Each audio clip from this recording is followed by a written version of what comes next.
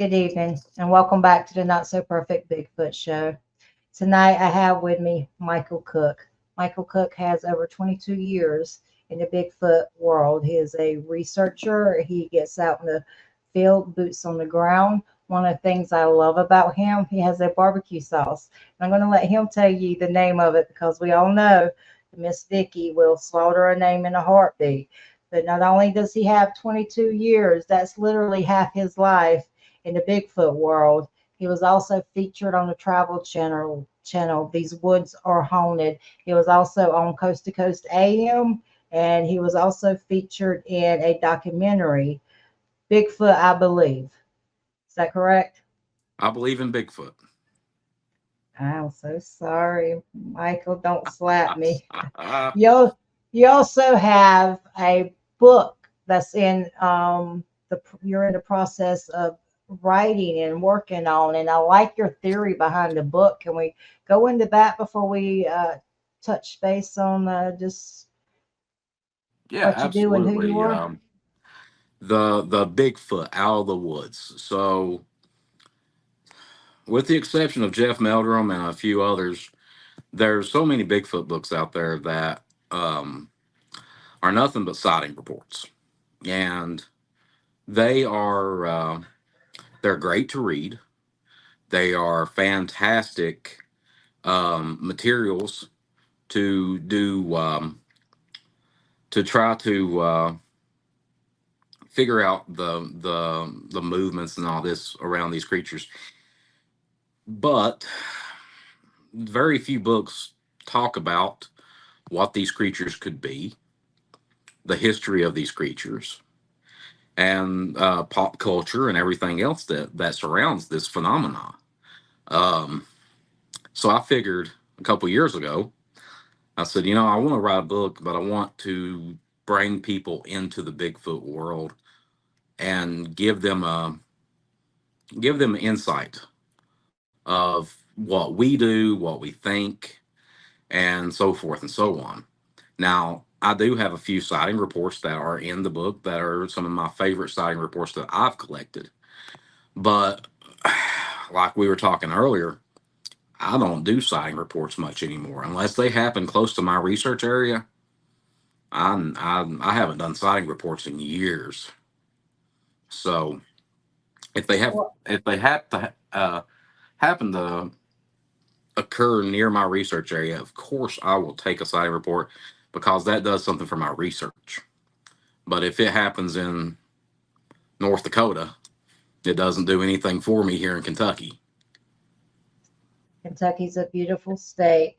So, SossSquatch BBQ. SossSquatch BBQ. Let's get the into that. Is it vinegar base or is it? It is vinegar based. It is. I was. I grew up in in and out of South Carolina.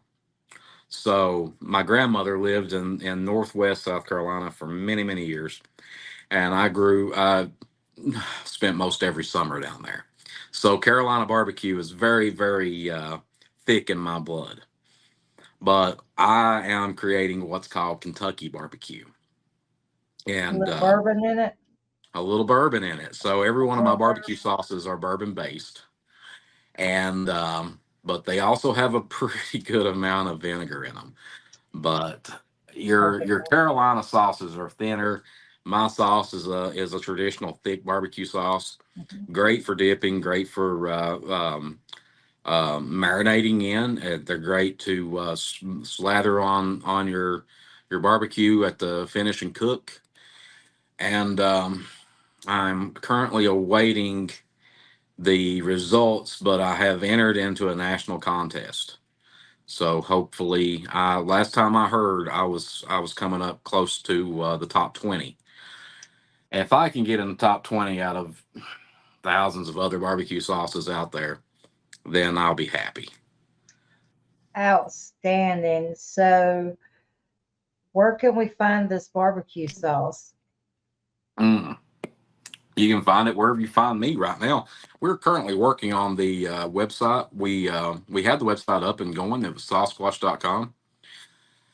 And recently, I decided to utilize some business experience I've got, and uh, I've trademarked Squatch Life. So once that is set and finalized, then squatchlife.com will be up and running. You can find apparel, barbecue sauce. We have partnered up with Got Knockers from Pennsylvania. My Oh, friend, my dear friend, Gwen Purcell hmm. owns that. Gwen has become more of a sister to me. Her and her husband have become more sister and brother to me than friends ever thought about being. In fact, next week I'll be spending the later part of the week with them in Pennsylvania at at their festival they're having. We'll talk about that a little bit more in a little bit, but the it's 22 years of doing the stuff in the Bigfoot world. I never once tried to monetize or capitalize on anything, but in reality, if people think we do this for a living, they're dead wrong. Hmm. I'll never get the money back that I've spent putting into the Bigfoot research. Never do it. Thousands of dollars has went into this, and I'll never see a dime of that again. But I wouldn't trade the experiences for all the money in the world. Um, See, Go when ahead. you put your, there's a difference to me when you put your time and money into something, you get reimbursed for it, just like, for the podcast, you pay for the platforms and the equipment. But there's a difference between that and someone saying, "Give me $500. If you want to have your first experience, I'll take you out in the woods with me." And that I don't agree with because you don't know what you're getting. But when it Well, comes to books, the merchandise, the expeditions and stuff, that's different. But to take someone that's never had an experience and say, "All right, give me $500. You can go in the woods with me next week." I kind of frown on that. And Gwen, by the way, was the first official person I've had on my podcast. She was one of the first ones, and her husband is a riot. They are uh, hilarious. So we yeah. we talk every week. We're both very busy people, and we take one day a week, and we'll call each other and we'll shoot the bull and get some game plans going. And sorry, I was switching to a tripod here. You're fine. I use my hands a lot when I talk. If you tied my hands, I'd probably not be able to talk.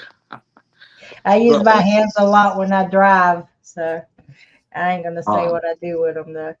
I but can't. yeah, Gwen is Gwen's fairly new in the Bigfoot community, in the research community. She's a few years into it. She just had her first encounter just a few years ago. She's about like me. She didn't put any thought into this until it actually happened to her, and then once it happened to her, then there's something to it. But her Got Knockers brand is just genius. It's a fantastic brand. And you know Gwen's about like me. I'm not getting rich off the barbecue sauce by no means. I'm paying for my way to research. I'm paying for my way to these conferences, to these festivals. Um, I have I've never really charged anybody for me to come to a festival or to an event to speak. I like to speak. I like to talk to the audience and stuff. I like to meet the fans, and that's still fairly new to me, even though 22 years into this, people come up to me and they treat me like I'm a Yeah. celebrity, and I'm really not. I'm a hillbilly from Eastern Kentucky, and I saw, I've had Bigfoot encounters, and I've been on TV. I don't really, I mean, I'm not a celebrity by no means, but you have these people that want to take pictures and they want you to sign this and sign that. And there was this girl in Pennsylvania a couple of months ago. I was speaking at the Forest County Bigfoot Festival up there, and I was walking around the festival and I heard her go, "Oh my God, there's Michael Cook." And I was like, "Oh God." What do you do with that? So, and then people say, I've been wanting to meet you for a long time, and I say, I'm sorry, I'm a disappointment. I'm sorry, it's Oh, not better, you know. But people that go out researching with me on in the field, they absolutely have a good time. We have a good time. I know people who go out and they make it like some kind of army, mission, and they everything structured. Guys, listen, 95% of the population don't believe in this. Okay. They think we're crazy. So get out, have fun. And that's when you're going to have experiences when you're laid back, you're having a good time, you let your guard down, you let this energy off of you, and all of a sudden, that's when these creatures come around. And, but people want to go head over heels, gun toting, going out with torches and this. And I'm sorry. You're not going to find nothing. You're not going to have anything happen either. Go out with an open heart, have fun with it, do like I do.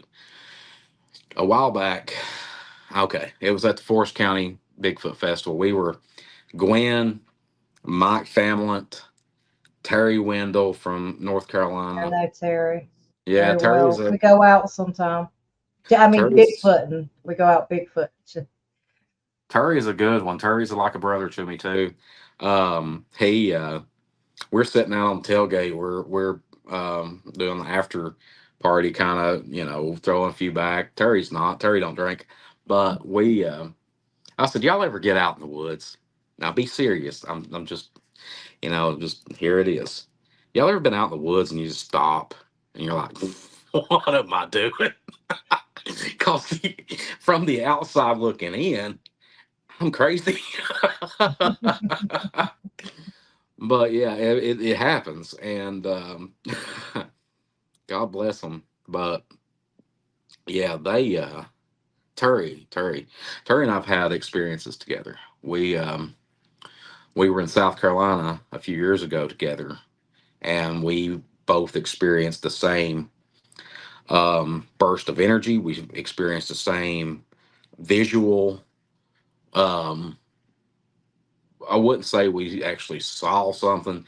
We saw something, but I don't know what we saw. We heard a very loud, high pitched scream. We heard a very low pitch growl scream. In response to that, it was uh, it was an experience. And One of the go ahead. things that I love about Terry is that when you're around the campfire and it's getting later in the evening and night's turning into early morning, some of the stories he could tell you stories and have a conversation with you that just has you on the edge of your chair. And he is just a wonderful, wonderful person. We were sitting out the campfire that night. All this happened, and he we heard things going on, and there was this trail that led back past the campfire at this cabin we were at. And he goes, I think I'm gonna walk out this trail. And I was like, you're crazy, but I'm coming with you. So I went out with him, and we went out there and had that experience together. But the next day, after all this happened, we were we were saying our byes and stuff like that. Mhm. And these creatures had left a pine cone under the covered porch at the Wow. cabin.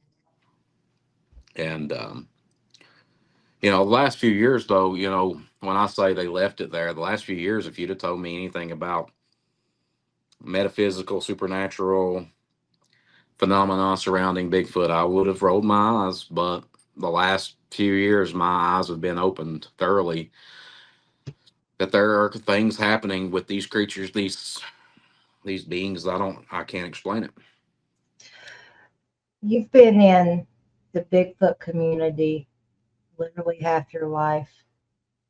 22 years ago, the way you perceive Bigfoot or Sasquatch now, what has changed?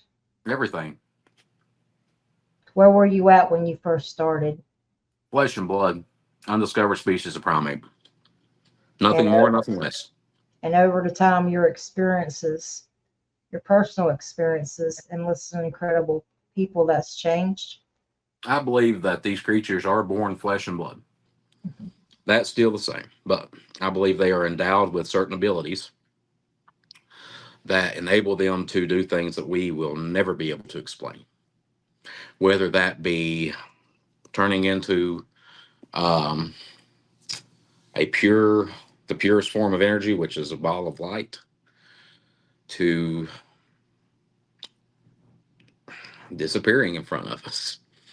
And now, I thoroughly don't believe, and I'll say this: I don't. I would be very surprised one day if we found out these creatures were extraterrestrial. I don't believe that. I don't. I believe they are of Earth. If anything is extraterrestrial, primates could be from another planet. We could be extraterrestrials, but I don't believe Bigfoots are. Um, I believe they are born flesh and blood. I believe they are endowed by their creators with certain abilities that enable them to do what they do. Now, I've argued with that fact for years because the first one I ever encountered rolled off a hill in front of me into a river.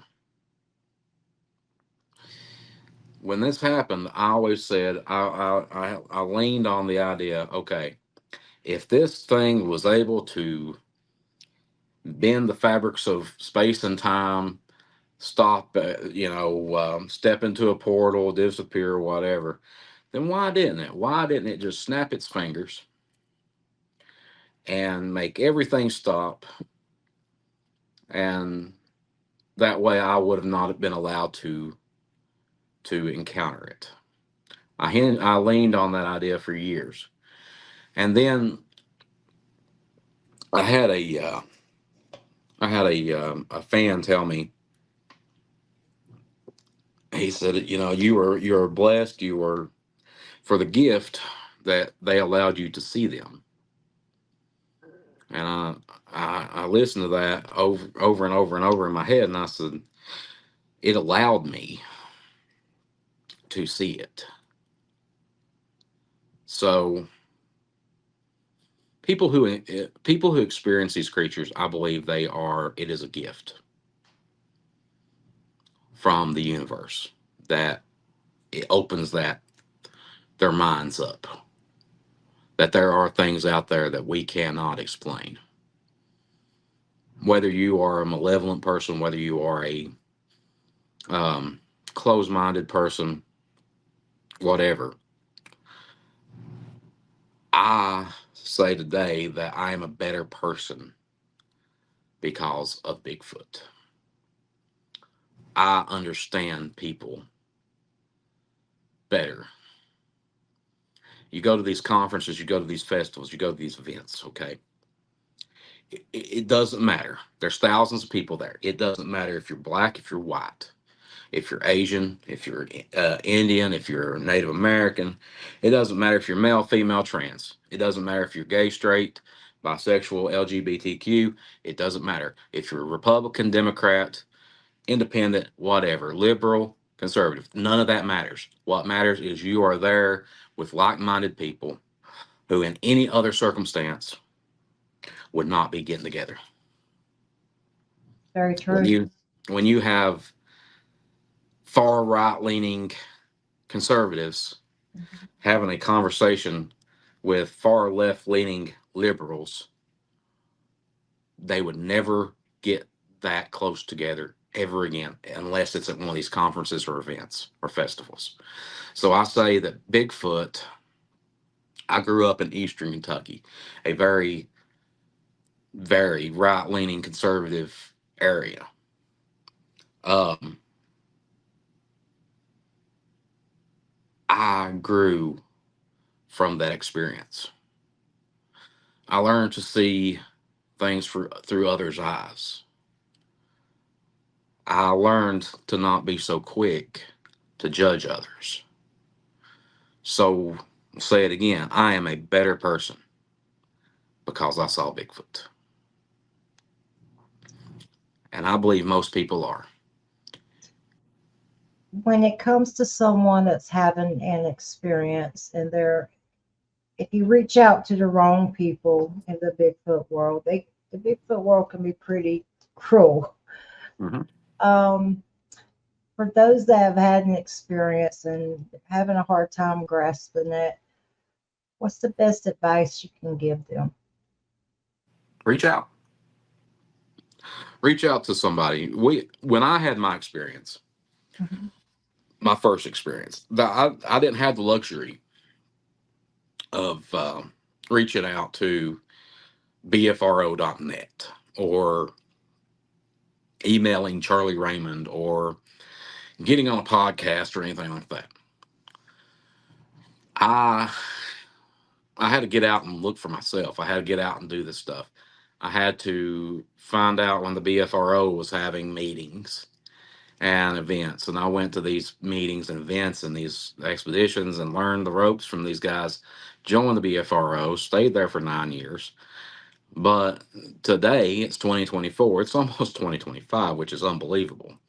We are 6 months away from the big 2-5, but um, you get on Facebook and Google, or get on Facebook and just do a search of Bigfoot researchers.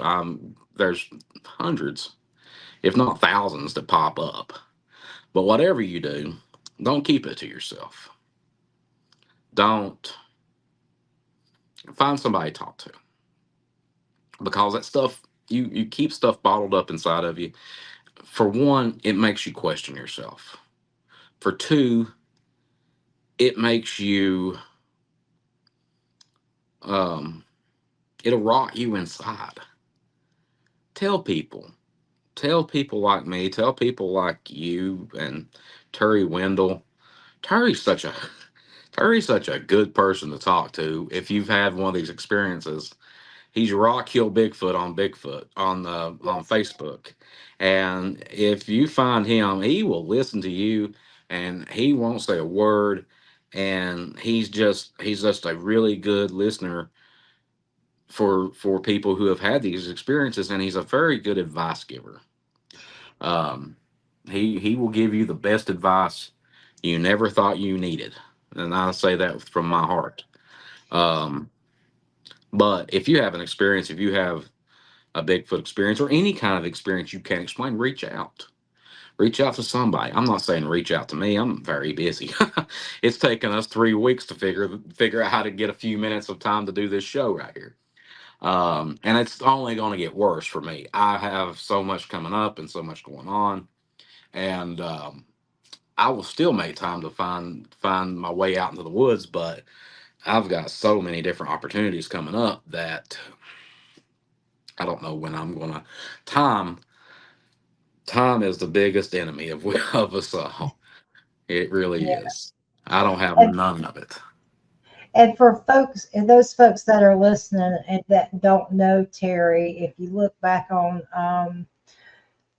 I think it's like 6 or 7 shows ago, you'll see Terry where I interviewed him on, and you'll have his contact information for Rock Hill Bigfoot and everything. His interview is really great. He actually tells the story about you and him in South Carolina going down that path, and that was like one of my favorite stories. But if anyone needs to look Terry up, he is, just go down. He is in my video feed. He's a great guy, and actually we're probably going to be getting together again to go out, and I just I love the story where he broke it to his wife. That he was a Bigfoot researcher, and she's like, "Is that it?" Okay. So Uh, were you married when you had your first experience? no, God, no. How, how did you break it to that person that No, was I living wasn't with nobody. In fact, I didn't. I wasn't never with. I wouldn't. I've never been a dater or anything like that. I've always been the weird kid that nobody wanted to be friends with until I found the Bigfoot community, and now, but no, I see somebody now, but it. When I used to go out on dates and stuff all the time, I'd wait till about the third date. there? So hey, listen, we need to discuss something, especially after all the TV stuff that I've done. But I'm like, hey, we need to talk about something. There's part of me that you need to understand, and then I'll break it to them after about the third date, and then the one that I'm with now, she knew way ahead of time, but she knew who I was, and she knew what I do and everything. I don't think she knew the extent of everything though. Almost like with my name and stuff. In certain circles, the name is out there, but it takes a don't Google me. Whatever you do, I told my job that one time, and I was like, don't Google me for whatever reason. You can look me up on Jail Tracker. I'm not on there. Never been in jail, never been behind bars, never had anything much over a speeding ticket. But my boss goes, well, I looked you up, and I was like, yep. You went there, but it He makes goes, for man, good conversation. I mean, I work for a local government, you know, and you know, not only are political views completely different than 90% of the people I work with, but then you put Bigfoot and Dogman on top of that, and then they find out I have a YouTube, and they're like, "You're so likable on YouTube. What happened?" I'm like, but you know what? I I'm okay with that. I embrace my weirdness because if being normal makes me like a majority of the people out there, I don't want to be like that. But I will tell you this, having someone in your life that's supportive of it. I mean, you have Gwen and Mike, you have Terry and his wife, and they support each other with the yoga and the Bigfoot. I have a husband that supports me. It makes such a big difference. But let me ask you this. Let me throw one at you. What do you think of people that come in the community that thinks we're all idiots and they just run a con job on the community with their experiences and their somehow podcasts and they're just the crap they put out there? And there's one that really, I'm not going to say any names, that every time I hear his name, I just cringe.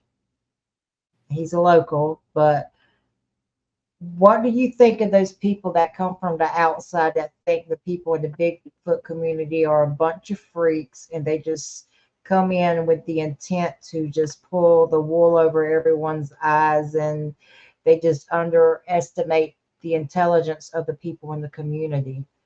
And they there's a lot of that I see. the hmm. You don't have to say names, but it No, that happens. the this phenomenon has a way of putting those people thoroughly in their places. And I know one of my best friends, and I won't say his name, but he almost acts like the Bigfoot police. And anytime somebody does something or says something or posts something or whatever, he's the first one that gets on there and he's like, blah, blah, blah, blah, blah, blah. Well, actually, this, blah, blah, blah, blah, blah. And I'm like, dude, you cannot quit. Just quit. Just don't say nothing to these people. And, but for the people that get in this community just for fame, Malicious.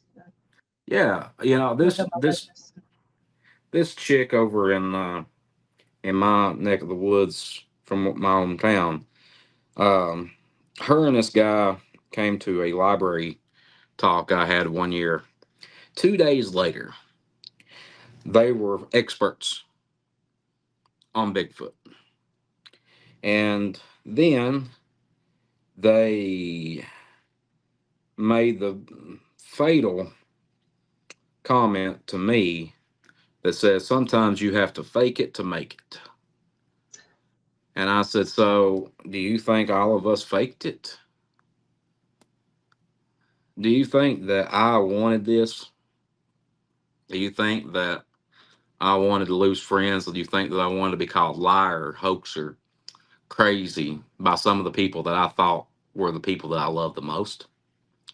Do you think that I wanted to be laughed at and bullied by people who I thought were like minded people? Because that's what you're going to get. You better have thick skin whenever you join this, because it is a hard, hard road to walk. And if you don't have thick skin, you won't never make it. Um, so this girl, she mined the Bigfoot community until she found some idiot to be her ride or die, I guess. But then he gets at a conference a few years ago, and I'm not mentioning no names. People's I want to know who understand. I'm talking about, though. He gets at a conference a few years ago I was speaking at, and his first words when he spoke was, I don't believe in Bigfoot, and I'm not really a Bigfoot researcher, but if I was, this is what I thought it would be. And I'm like, why did you all have him speaking here? And they said he had a resume. Oh, okay. His resume was nothing but BS. But people, you have people out there that have podcasts that their sole mission is to make fun of us. Their sole mission is to ridicule witnesses, and you know they think that every one of us are liars and crazy and all this. So you're telling me that the 90-year-old grandma that has no reason whatsoever to lie about anything has held on to this experience for 78 years that she had when she was 12 years old. She's held on to it for 78 years to come to me and tell me a lie at a conference. Yeah, she's lying.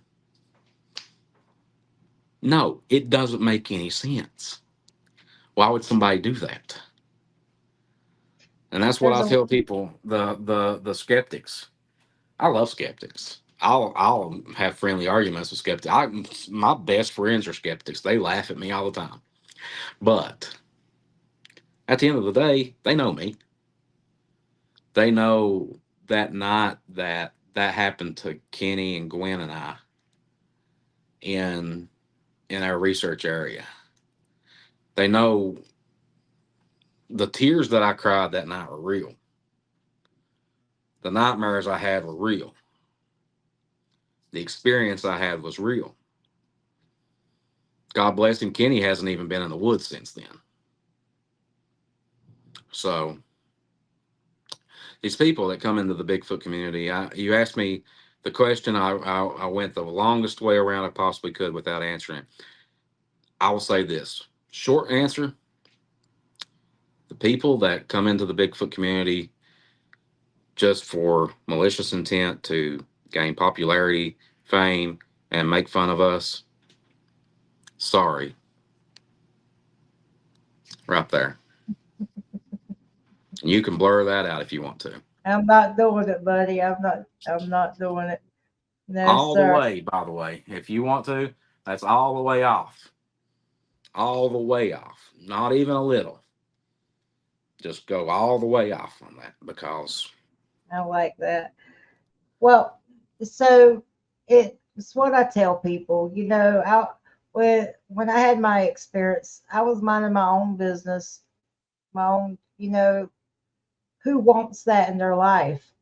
I mean, it's bad enough you get it from the community. Some people in the community, I've met some of the best people I know in this community, but it just, like you said, when you go to an employer, it's like always over your head. It's like you're so judged by it. So no, I'm not going to blur that out, and I'm glad you did it. But I don't like those people that think they know everything or think they're smarter than everything. I was told to put a disclaimer on my show that I don't agree with, you know, the opinions of the guest are not my opinions, and I'm an adult. I'm not going to do that because I can Oh, talk to people that have a different opinion. I may not believe what they believe, but we can communicate and we can talk, and you have a right on my platform to share your opinion and your experience. There has been people on my show I just flat out didn't believe some thing, but who am I to police them? I you weren't We there. police each other pretty bad. So, I tell people, I tell other researchers all the time, you weren't there. You cannot look at that 90-year-old grandma and say that didn't happen. You can't do that because you weren't there. Now, I've had people come up to me and tell me some pretty far out there stuff, and it takes a lot for me to just not completely veer off and look into the outer space. But at the end of the day, I can't tell them that they didn't see a pterodactyl. I can't tell them that because they saw something. And a lot of times, these people aren't wanting you to tell them what they saw. They're wanting to confide in you because you are somebody that will listen. And I pride myself in being one of the nicest people in this community. I look hateful, but I'm really not. I'm actually a really nice guy. If you come up to me at a conference or a festival, I'm a really nice guy. I My parents instilled in me, you get what you give. And I try to give everything nice. I try to give that so I can get it in return. Don't always, but you know, you can't police people, no matter what it is. As far as disclaimer goes, the big show, the radio show that I done, I won't. You said it already, but I won't say it and call them out. But there was a disclaimer that I had to sign. There's a big one you have to sign when you go on the yeah. C2C AM. And you don't talk about politics, you don't talk about religion unless that is your topic right there. You also have to get it approved, Yeah. like a essay. Yeah, And then yeah. you have to go through a pre-interview that is set up just like the Where's interview you do. where's the rawness of who you are? Don't it kind of weed out the rawness of us as people? Yeah. And like me, okay, I'm nothing really special. I work for a living, I work a 9 to 5. I'm a weekend warrior Bigfooter. I won't be able to do this full time for another 20 years. um I'm just a normal guy. I got a weird hobby. Hmm, But it's hard to step away from it, it's a passion. I'm a very public person. Like I'm my personal life, my day job and stuff. I'm a very public person. Not to mention the fact that I have, Mothman Yeah, tattooed right on my forearm, right there where everybody can see. I know. But I go. You had your guns up, and I'm like, my God, he's got 50 calibers there. Oh, these are little I'm 22s. God, dude, stop it, Mothman. I'm old and I'm fat now, and it's all right. It's But okay. I like my cookies. So that's my nickname. there you go. Big guns. Big guns. Boy, I wouldn't arm wrestle you. You might break my arm out my shoulder. I So let me ask you this. What do you look for in a research partner? What do you look for the people that you go out in the woods with and you because I'm this. I don't think they're all nice creatures. I think there's some out there that will take your head off. What do you I want look for somebody. that person? I want somebody completely opposite than me. I want somebody that's going to challenge me. I want somebody that's going to go out there and they're going to be hugging on the trees. I want somebody that's like putting their ear to the ground and they're listening to the earth. And I'm standing back there going, what was it saying? Yeah, because Yeah, I don't get it. I want somebody that is completely opposite. That way, we perspective. perspective. Their perspective is different than mine. I want to know what they're seeing and what they're experiencing that's different than what I'm experiencing. Um, I want somebody that's going to be, there's a big, huge difference in being brave and being stupid. I want somebody that's smart and don't want to be brave because there are going to come times when we will have to Great. evacuate. We have to retreat. The night that the incident happened on These Woods Are Haunted, we had a retreat. We I got way too close and I got way too uh, into my own my own brain and my own experience to not worry about the other two that were with me. And for those that don't know, the episode was called The hunted, because at some point we were being hunted, and I'm sorry, but I'm snacking while we're doing this. By the way, and it's called the Not So Perfect Bigfoot Show, sir. We're allowed to be not perfect and not I what mean it's people not think. like I'm eating chips. I mean I'm eating cucumbers. You're fine. I wouldn't care if it was chips, sir. You're So fine. um, This is the most laid back show in the universe ever. the the hunted. Now, folks, if you've been stalked, you've been followed. There is no feeling on this earth like being hunted. That is the most terrifying feeling But you you could. still go out there. Yeah, yeah. I mean, I've never been physically hurt by one of these creatures. If they had that kind of intent, I wouldn't be having this conversation. Would have ended years ago. I would have been on missing 411, and that would have been it. When you were being hunted, can you just take the people that don't know into that moment? So when we were coming down this mountain, I had the sense that we were being followed, paralleled. It was walking side beside us. At the bottom of this mountain, at the bottom of this trail, they came from all sides and surrounded us. In that moment, after I realized that knocking on the tree and doing my little whoops antagonized them, that's when I realized what I'd done. And I'd put two people that I care greatly about in imminent danger. That was after I realized this ain't for me. This ain't about me anymore. If it was me out there, I would have pushed as far as I could probably push. Now, going back to the whole partner thing, I also do believe in carrying. And that night I was carrying. I was carrying a 40 caliber Ruger with me. I love a Ruger I do too. and a And Sig. they're not there. It's not there for a Bigfoot. It is there for black bears.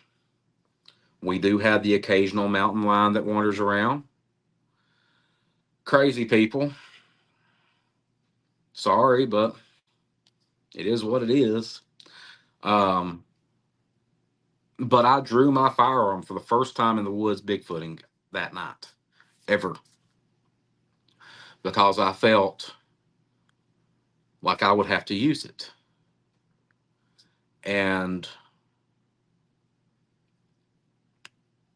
when you're being hunted, there's no tomorrow. Okay. It ain't when I get out of here. It ain't, boy, I can't wait to get out of here. It's if I get out of here. It's, I hope later I can talk about this. Um, Truth is, if something would have happened to Kenny or Gwen that night, I would have never been able to live myself. I would have never been able to. This wasn't the first time I've ever had anything like that in my life happen where I didn't know if I was going to make it out. Um, for those who know me in my personal life, know my history and stuff, and I don't talk about on these things, but um, I do talk about these conferences and stuff now. But there's some stuff in my past where I had experiences where I didn't know if I was going to make it out, and that's a bad experience. That's a bad feeling. That's a feeling like you have a kid. You know, I didn't know if I was going to see him again.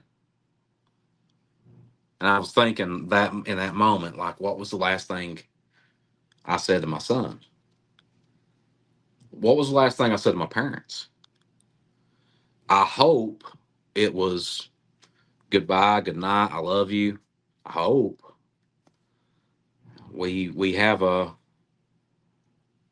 problem when it comes to that stuff. We get so used to saying it, we forget to say it sometimes. There are times when my parents and I will talk, and I'll get off the phone. All right, talk to you tomorrow. That's it. My parents are old, starting to realize now that maybe they won't be here tomorrow. Maybe I won't be here tomorrow. I could drop dead of a heart attack anytime. Um, anybody on Earth could have a. You're always susceptible to a brain aneurysm. You know, burst. That's it. Show's over. Um, so the feeling you get when you're being hunted is you hope you just told the people that you care about the most how much you feel about them, how much you care about them. And a few months before this happened, a buddy of mine, he's passed away now. His name was Jeff Ellis. And we went on a cross country Bigfoot trip and ended up in Bluff Creek, California. Fantastic vacation, research trip. We walked up on a bear, 8 foot tall, half a ton. And that moment right there, I felt like, oh crap, this is real. This is it. This is how it ends. But I didn't feel that way on October 6th, 2018. I did feel like I'm not going to make it out of here. And what are they going to tell people? Where am I? And if, I've had a few paranormal experiences I can't explain. I'm not a ghost hunter. I'm not a ghost hunter. I've got friends that are ghost hunters and I've told them about these things. Okay, so what if I am stuck when this happens and I'm here? Do I have to, like, is my hell going to be watching them tear apart my body? Or is my hell going to be watching my parents, my son, wonder where I went? So being hunted, not like 10 out of 10, don't recommend. Damn it, Michael. I was so into that moment taking that in, and you just kicked that in there. I love you, buddy. Uh, so have you been, was that the first time you were out in that area? If not, what Mm-mm. was different about that night that made them show that aggression? Because if you've been out in that area before, you were pretty confident about going back in it. Well, funny thing about that is, I'm still laughing at what you just 10 out of 10. Hey, uh, funny thing about that, this was in 2018. I started researching in there in 2015. We had already saw two creatures in there, a smaller one and a larger one.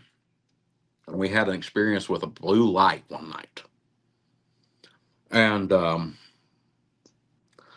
for about a year, though, nothing happened. And Kenny and Gwen were wanting to go out bigfooting, and I had a new research area I was kind of vetting at the moment. And I had just come off the road, by the way, from filming some stuff. And I said, okay, we'll take Kenny to this area. Nothing's happened in about a year. I'll show you where we saw the big blue light at, where we saw the two of them that night or that evening. And we'll go up to the lookout. We'll come back. We'll go out. We'll drink beer and eat chicken wings by dark. I never expected anything to happen. And when it happened, I believe it was a different group of Bigfoot than what we had interacted with a year or so before. I believe these were adolescents. I believe they were teenage boy Bigfoots, and they were just showing their asses. at what point did you realize you were actually going to make it out? So there's a lot that the TV show didn't show. There's a lot that the TV show showed, but kind of amped up a little bit. So I look at, I walk up to Gwen. She's in the inner circle, and I put my hand on her shoulder and I said, "Gwen, honey, listen, we got to get out of here." As soon as I said that, this one bluff charged toward us, and I drew my firearm and I said, "Whatever you are, if you can understand me, you have to let us leave. Please let us leave." Gwen got up and I said, "You and Kenny go ahead, get in front, and I'm gonna trail behind." She goes, "No," and I said, "Yeah, I'm good with this. I'm okay." She goes, "What if something happens?" And I was like, "I'm all right. Yeah, I'm all right with this." And I've got one in the chamber, 10 in the clip. I'm taking one of them with me when I go, but you all have to get out of here. And she said, I said, "Listen, if something should happen, I know all this time I've said not to run, but run as hard and as fast as you can go. Get to the car and get out of here. Call 911, but don't say Bigfoot. They won't come." So they get in front of me a few feet, probably 10, 15 feet. I'm walking along, and I have this little bitty flashlight. And I look over my shoulder, and one takes one step across the 8-foot trail. I didn't see any details. I saw the silhouette of it. And Clearing I a walk, eight, huh? clearing a an 8 foot path in one step says all I need to know. It was in the 10 to 11 foot tall range. It had a little hop to it when it cleared it. Um, so I walk up to both of them, put my hands on both their backs, and I say, "Don't run, but you got to go a little faster." And when I saw the lights where our cars were, I knew that we were safe. You had hope. I had hope. And I stopped. There was a shelter house there, and I was talking to Kenny and Gwen because I wanted their immediate reactions. What y'all think? And we were talking. These rocks the size of softballs comes flying out of the air and peppering down on us, and we hightailed it onto the cars. And that's when we started hearing the whoops and the howls up on the ridge line. The thing about all this happening was most of the footage from that night, we lost it in the blink of an eye. It went down from 53 minutes or so to about 9 minutes. Wow. We had that much video proof of this.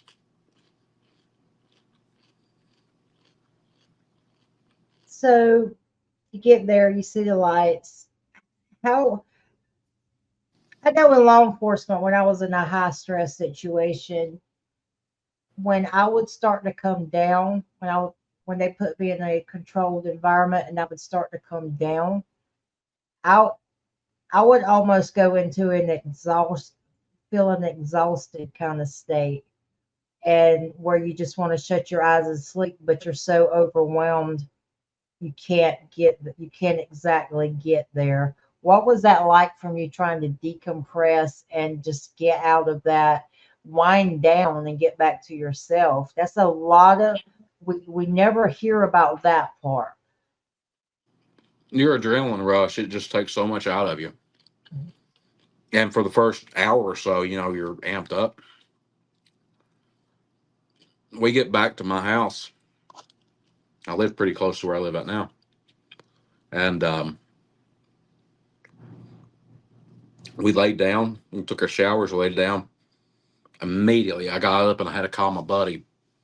And I was like, man, I got to tell somebody about this besides Gwen because she was there. You know, I need to tell somebody else about this. So I'm telling him about it. And I start realizing that I'm not making a bit of sense to him. He's like, why were you there? Where were you? And I'm like, and I'm going into these big long details. And I'm like, I didn't even give you like the backstory of this. But I've So had people juvenile, but go ahead. I've had people tell me about paranormal, what's it called? Paranormal hangover or something like that. When you go to a real haunted place and they use up so much energy and stuff that your body is just zapped. I felt like I slept for a couple hours the night this happened. In reality, Gwen and I slept for about 14 hours that night. So what I hear about the juveniles are the ones that will get you dead. I mean, they don't have the experience and wisdom to know that if they take someone out, hell is going to come in those woods after them. And it seems like the juveniles are the dangerous ones. I I'm hear a a lot of firm people say they're playful and they're curious, but throwing rocks at you the size of a softball is it's kind of deadly. That's I mean that's deadly force if it hits you in the head. You think about like this. So if I have a buddy in mind that's the same size as me, Uh-huh. I can wrestle with him. I can arm wrestle with him. I can roughhouse with him because I know what I can handle. He can pretty much handle. But if I try to wrestle with you, I'm gonna hurt you. So I don't know if these creatures don't have that sense that we're not like them. Hmm. But I'm a firm believer. You're talking about juveniles. I'm a firm believer. We've never ever encountered an older Bigfoot. I don't think anybody has. I believe they know better. I believe they know how to stay away. How to I don't stay believe still too. I don't believe we've ever got a footprint or anything from them. Simply because they know where to step, how to step.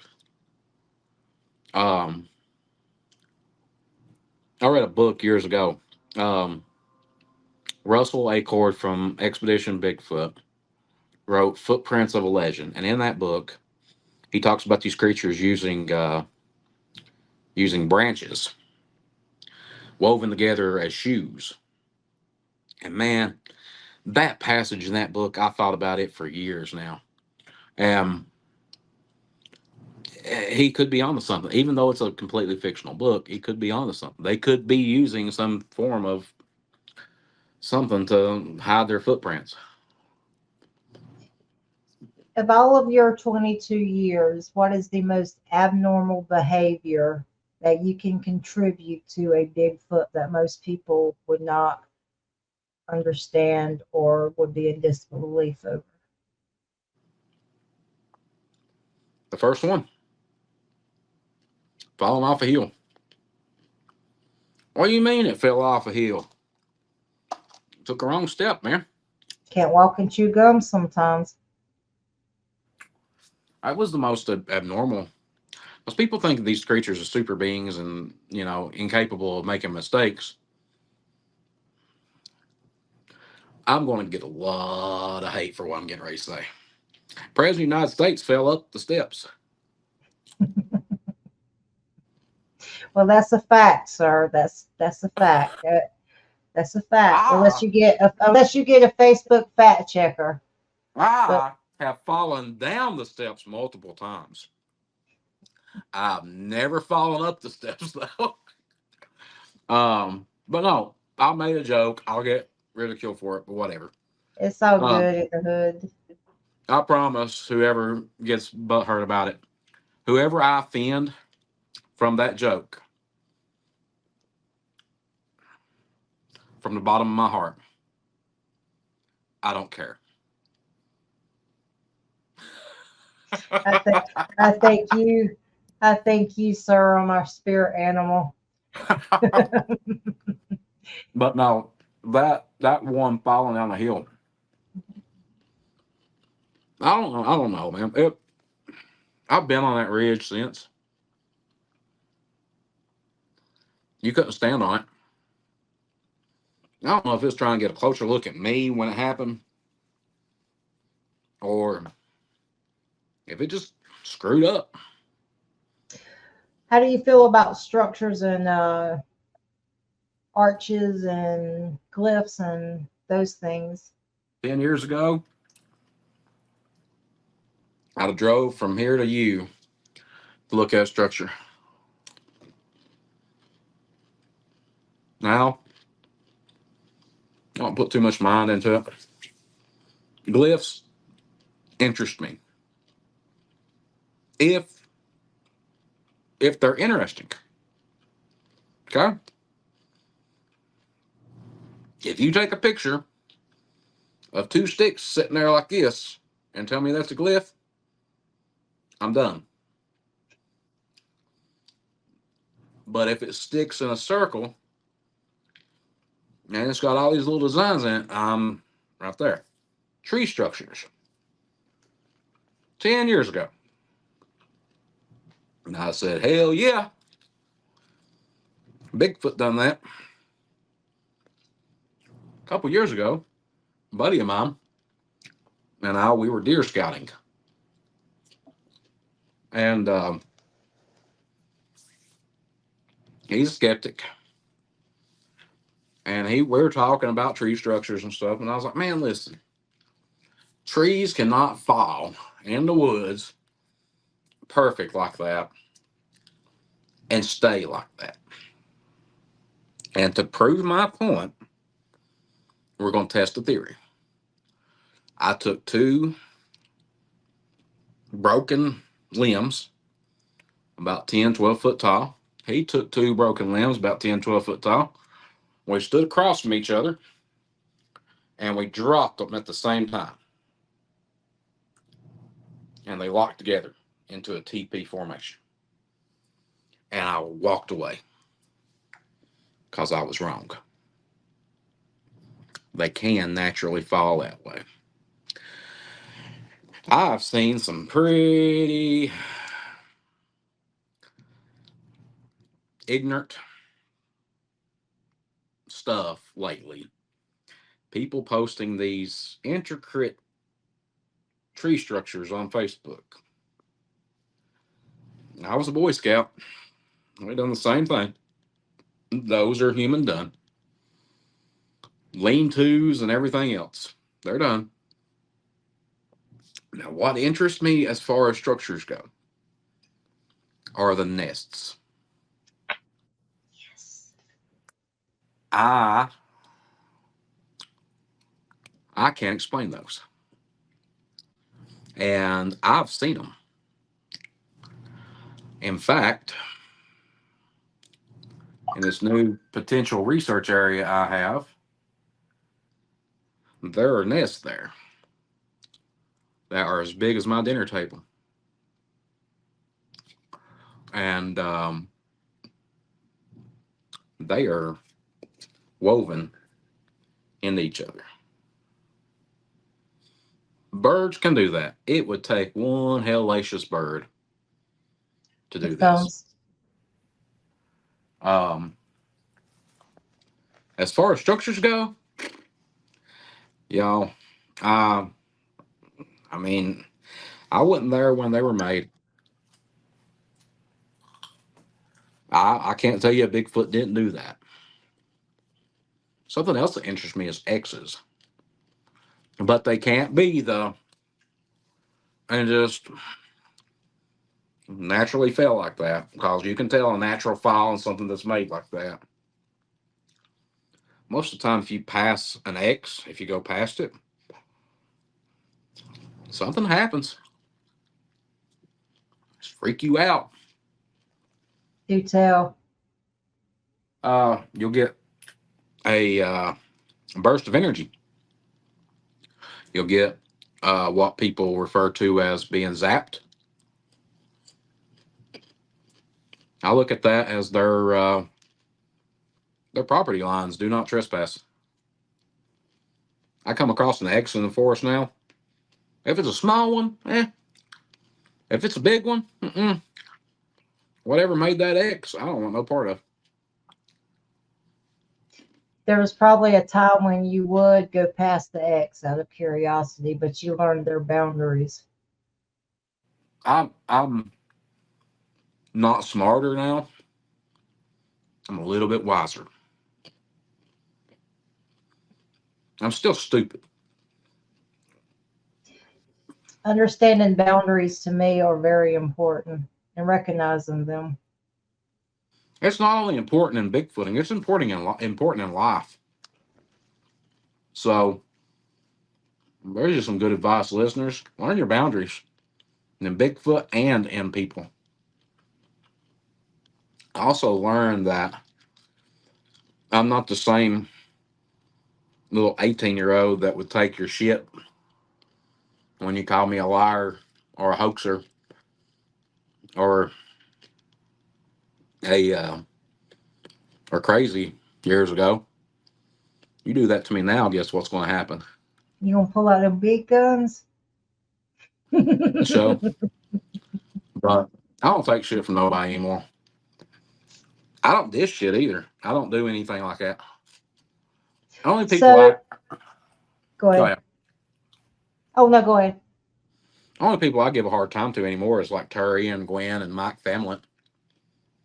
But they're my buddies. So when it comes to those knuckleheads, and I'm gonna say it, I'll ruffle some feathers. When it comes to those knuckleheads that you don't think the way they think, or if you don't, you know, share things the way they think you should share them, or if you have your own opinion and just the bullshit that comes with it. I mean, I got to a point, which I don't care.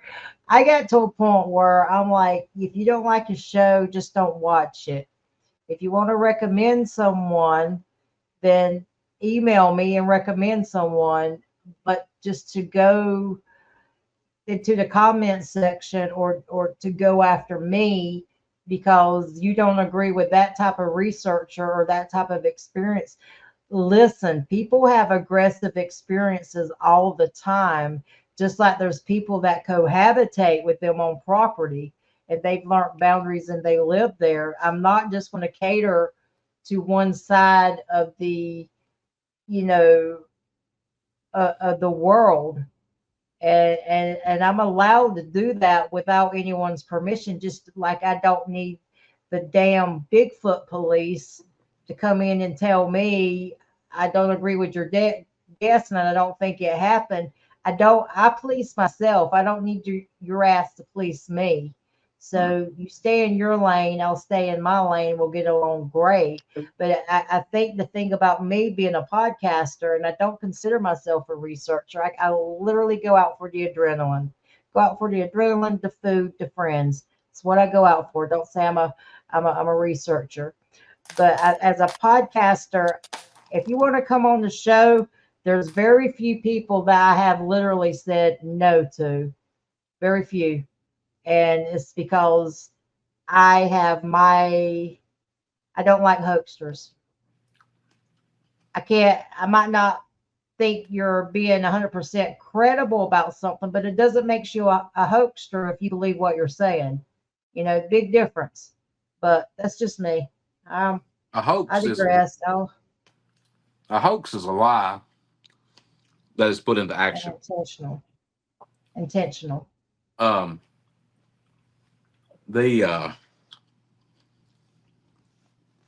um, there's a lot of them out there. There's a lot of people that um, engage in some hoodoo. Um, Most of the time, I can spot one out from a mile away. Let me ask you this that you bring that up. Do you think some of these not young researchers that get in, or even, I just say young because young at doing it doesn't mean age wise. Do you think they get in, they have an experience, they start, doing a YouTube show or Facebook group or whatever? Do you think the pressure to keep people going and getting reactions out of people or that feedback out of people puts pressure on them to Yep. what am I looking? Not elaborate, to embellish, Hmm. and so there lies the downfall and a lot of probably good researchers and good podcasters. I think that okay, me. I have enough. I have enough research field notes built up over the last 22 years that I've never released. If I wanted to, I wouldn't have to go out for the next 10 years. I could just publish these field notes on Facebook and people would think I'm out every day. I'm not going to do that. I can't go out every day. I'm old. I'm tired. You're I old, go, but you're in your 40s, sir. Come on. I'm I'm old. 52 here. I'm old. That makes me ancient. All right, go ahead, I'm big old. guns. I'm tired. Um, I got somebody was like, "Hey man, are you going out anytime soon?" No, I'm not. I don't research in the summer in Kentucky. It's hotter than balls out there right now. They're not even moving. They are deep, deep, deep somewhere where it's cool, They're into kudzu vines. or they're underground in the caves. We don't have nothing go on in Kentucky during the summer. From late August to middle of January, we have a lot of amped up um, movements. But then it falls off from like February until March, and then they come back around in April and May when the spring starts hitting. Then end of May, you don't hear nothing from nobody until about the end of August. So Well, Michael Cook, you are rubbing your eyes, sir. I Uh, am. I'm getting tired. in closing, I always try to, I have really enjoyed you and I love your bluntness. When I say I think you're my spirit animal, I always thought it was a rabid raccoon, but you're damn close to that, sir. I'm like a possum, baby. I'm I had a feral. pet. I had a pet possum named Big Bertha, I and I want had a a friend. possum. I want a possum There, so bad. dude. Let me tell you. All you've got to do, put in a pet door, and they will come. I had one. I had one. I was sitting in my recliner, and I had this cat named Bud. Actually, I still got Bud Muffin. He's out there in a cat habitat. But Bud Muffin always got picked on by the other cats. He looked like this Buddha cat. He like, had that pug face like a Buddha, and he was just real fat, and his belly would just squish when you walked. And Bud Muffin wanted a friend. And one day I heard the pet door come in, and I seen Bud Muffin go across the living room floor. A few minutes later, I seen this possum just wobble in behind them, and I was like, "There's Bud Muffin, and there's Possum." Now, I says no big deal because I worked with animals back then, and I said, no big deal. It'll find its way out. It ended up staying for 3 years. Bud Muffin loved that possum. That was his buddy. They can be litter trained, and I named her Big Bertha. Big Bertha stayed with us for 3 years, and one day she went out the pet door and never come back. But I had a Yeah, crow named Tico, and people used to call me Ellie Mae. But I can see that. Um, but no, in closing, like earlier, I got this little book coming out. It'd be good stuff to put in your bathroom, read while you poop. The the Bigfoot Out of the Woods will be out very soon. Hopefully, next couple of months. I'm still finalizing some stuff on it. Uh, I have the Central. It's a mouthful. Central Pennsylvania Bigfoot Encrypted Festival next week, August the 3rd in Ellisburg, Pennsylvania. That's hosted by Got Knockers, Gwen Purcell.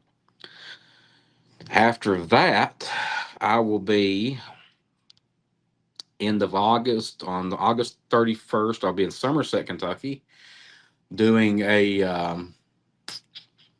lecture at the for the paranormal road tripper. Zach Bales has asked me to do that. Then second week, no, I'm sorry, first weekend in September, I'll be in just outside of Pittsburgh at the Pennsylvania Bigfoot Campout Adventure. Then I will be in South Carolina for the uh, South Carolina Bigfoot Festival in Westminster, South Carolina. That's on October 11th and 12th. Um, After that, you can't see me nowhere for about 6 months because I am starting to do voiceover work for a cartoon called Bigfoot and Friends, and it will be wow, on Discovery Kids on Discovery Plus streaming later next year. I do play a little Bigfoot, and there are several other characters that you're going to recognize: the Mothman, Loch Ness, a couple little alien dudes, and a couple of Men in Black you're going to see, um, and a couple pretty well known researchers out there in the field. Do Are going to be voicing some characters, but like I said, it'll be on Discovery Kids next year sometime, and then oh crap, Appalachian Legends. We are going to wrap up everything with that first season. It'll be on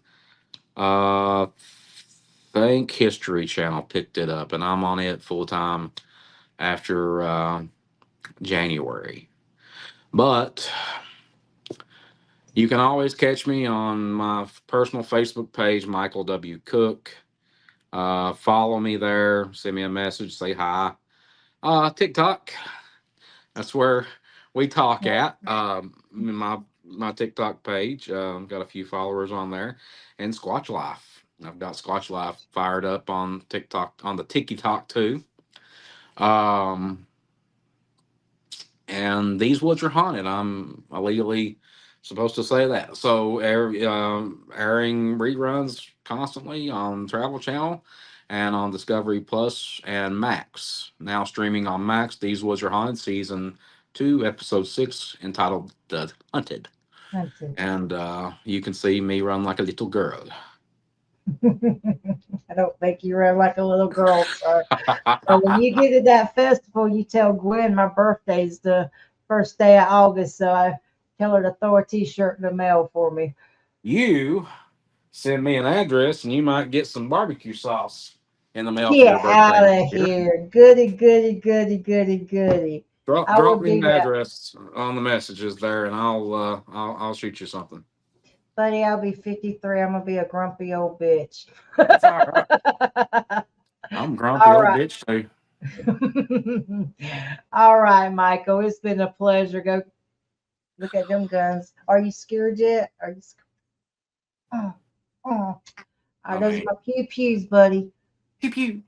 Ain't nobody scared. Ain't nobody scared. All right. All right. You're an idiot. All right. You take care, Michael. Bye, y'all. Bye bye. Lord.